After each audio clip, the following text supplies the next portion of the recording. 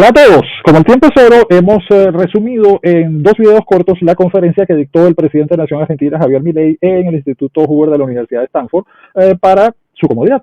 Pero antes, no olvide darnos like en este y en todos los videos si les gustan nuestros contenidos, suscríbase al canal y, lo que es más importante, puede contribuir con que creemos cada vez más y mejores contenidos suscribiéndose a nuestro Patreon desde $3 mensuales. Bien, en este primer video resumimos todo lo que trató el presidente Milei sobre los errores de la economía neoclásica y cómo el error de creer en la existencia de inexistentes fallas de mercado conduce al socialismo a través de la justificación de la intervención del Estado, que lo único que hace es empeorar lo que pretende corregir y seguir avanzando hacia más y más y más intervención y con ello más y más y más socialismo. Procedamos entonces con el video. Please join me in welcoming the President of Argentina, Javier Milei.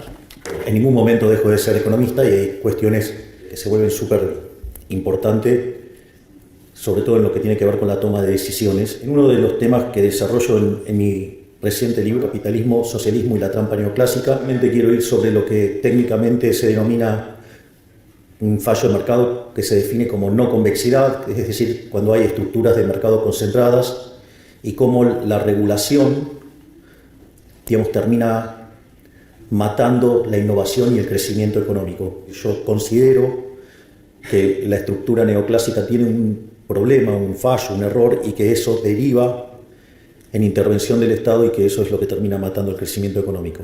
Mises señalaba que solamente había dos sistemas económicos, o sea, por un lado el capitalismo de libre empresa y en el otro extremo el socialismo real. De Hayek, el libro Camino de Servidumbre señalaba que cada vez que aparecía una intervención del Estado, el resultado terminaba siendo peor que lo que había originalmente y que eso motivaba a los políticos a nuevas intervenciones y eso generaba no solo que el sistema funcionara peor, sino que implicaba cada vez mayor peso del Estado y que esa dinámica a la postre llevaba al socialismo y por ende llevaba a la miseria. Es importante saber, cuáles son las lógicas y las dinámicas también que conllevan a eso. La imposibilidad del socialismo fue planteado ya en 1922 por Mises en su libro Socialismo, y lo que decía es que el socialismo era inviable porque no podía ser cálculo económico. Es intercambiar derechos de propiedad que genera un registro histórico que se llama precio,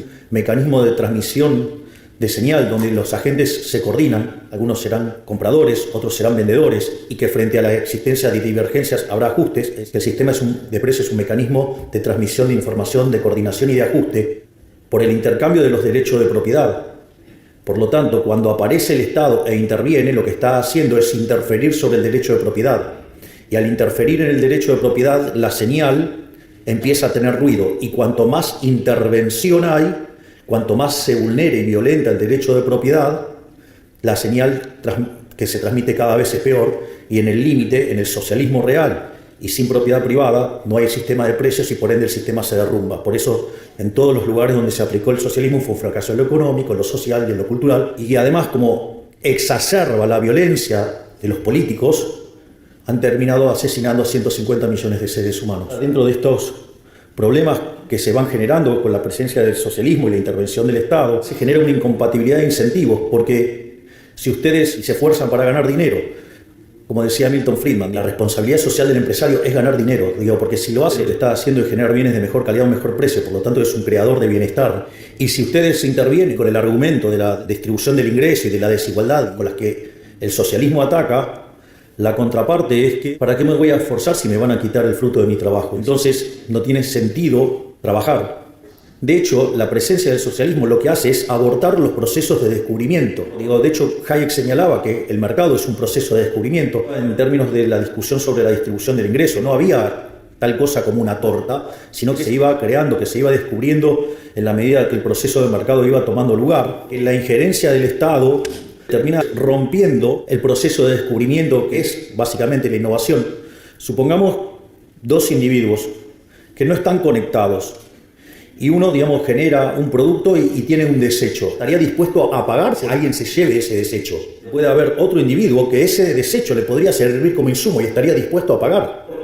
Entonces aparece un tercer individuo y que descubre que una oportunidad de negocio, que es comprarle al primero y venderle al segundo.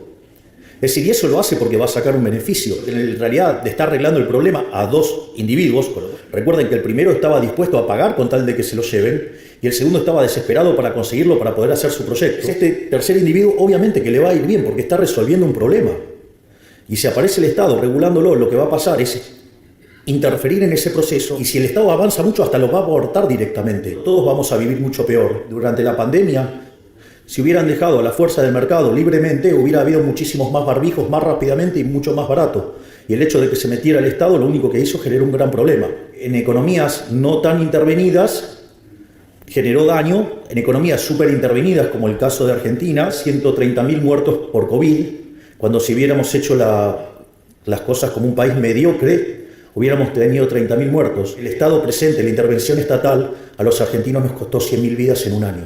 La intervención del Estado termina siendo una intervención asesina de manera directa o indirecta. Es importante porque esta combinación del mercado como proceso de descubrimiento más el principio de apropiación de Locke, el que lo descubre se lo queda, es la base del pensamiento de Israel Kirzler en estos temas, donde muestra al mercado como un proceso de descubrimiento y que si ustedes se meten a intervenirlo, por el motivo que quieran, se suele hacer por cuestiones de índole distributiva, ustedes lo que van a hacer daño. Pero supongamos que yo tengo un sistema de equilibrio general, inicialmente está en equilibrio. Aparece un problema, como puede ser el de la pandemia. Ese cambio drástico en la demanda, lo que va a hacer que algunos productos van a ser muy demandados y su precio, naturalmente, de corto plazo va a ser muy alto. Esa señal de precio va a atraer los recursos desde los lugares donde no tienen que estar hacia donde la gente está pidiendo que haya recursos. Si ustedes, en aras de hablar de la distribución del ingreso, de las ganancias, de la desigualdad y demás, empiezan a intervenir ese mercado, el mercado que se tenía que destruir se destruye, pero el mercado que tiene que prosperar no prospera. Y por ende, a la postre estamos todos muchísimo peor. Una de las cosas que es muy importante tener en claro es que la intervención del Estado siempre es mala, porque está basada en la fuerza. Y nada que esté basado en la fuerza puede ser bueno. De hecho, el liberalismo se construye, el respeto del derecho a la vida, a la libertad, a la propiedad, y siempre como punto de partida y de base el principio de no agresión. Y si hay un agresor grande e institucionalizado, es el Estado. Por lo tanto, siempre la acción del Estado produce daño y cuanto más Estado hay, peor nos va. Esta lógica es donde la intervención lo que genera es daño. El instrumental analítico neoclásico, aún con gente que se sienta libertaria, podría terminar siendo funcional al socialismo si abraza los modelos y toma cuenta de lo que se denomina como fallos de mercado, ya que la definición del fallo de mercado habilita supuestamente a una intervención.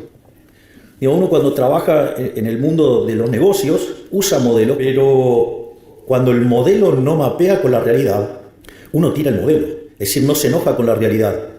Si ustedes en una empresa se enojan con la realidad y se quedan abrazados al modelo, van a estar perdiendo un montón de dinero. Lo primero es entender que si el modelo no mapea con la realidad, vuelve el modelo. Sin embargo, en el mundo neoclásico, cuando la realidad no mapea con el modelo, lo llamamos fallo de mercado. Estamos enfermos de fatal arrogancia. Y me incluyo, yo he dado clases de microeconomía 25 años de mi vida. He leído cuánto libro de microeconomía andaba dando vueltas, leía cuántos modelos y papers salían nuevos. Pero todo cambió el día que leí a Murray Newton Rothbard en un trabajo que se llama Monopolio y Competencia. Lo que quiero decir es que habilitar ese concepto de falla de mercado y la intervención lo que hace es favorecer el socialismo. Terminamos siendo funcionales al socialismo. De hecho, dentro de lo que es la estrategia del socialismo del siglo XXI y la forma de avanzar sobre las economías, y donde Latinoamérica es un gran ejemplo, el socialismo del siglo XXI ha sido muy exitoso en Latinoamérica. En Argentina tuvo 4 periodos kirchneristas, en Uruguay ha tenido a Pepe Mujica, ha tenido a Tabaré Vázquez, en Chile ha tenido a Lago, a Bachelet 2 veces, a Boric ahora, en Paraguay han tenido a Lugo, en Brasil han tenido 2 gobiernos de Lula, uno de Dilma Rousseff, después Lula nuevamente, tienen a Petro en Colombia, tienen a Castillo en Perú, a López Obrador en México, ¿no? Y después en España tienen a Pedro Sánchez, que es algo así como un kirchnerista Y ya no diría que es de buenos modales porque no los tiene. Bueno, y entonces, ¿qué hacemos? Bueno, yo una de las cosas que voy a hacer es detectar estos problemas, proponer algunas soluciones. Esto es parte de mi próximo trabajo que estoy escribiendo con el doctor Demian Reidel, quien además tengo el privilegio de que me acompañe y que sea uno de mis jefes de asesores. Pero digo, voy a estar dando algunas pistas de por dónde creo que pasa la solución. Bien, ese fue el primer video de resumen de la conferencia de Milei en Stanford y hemos dejado que el propio presidente Milei sea quien les anuncie cuál será el tema de el segundo video de esta serie de 2 videos de resumen.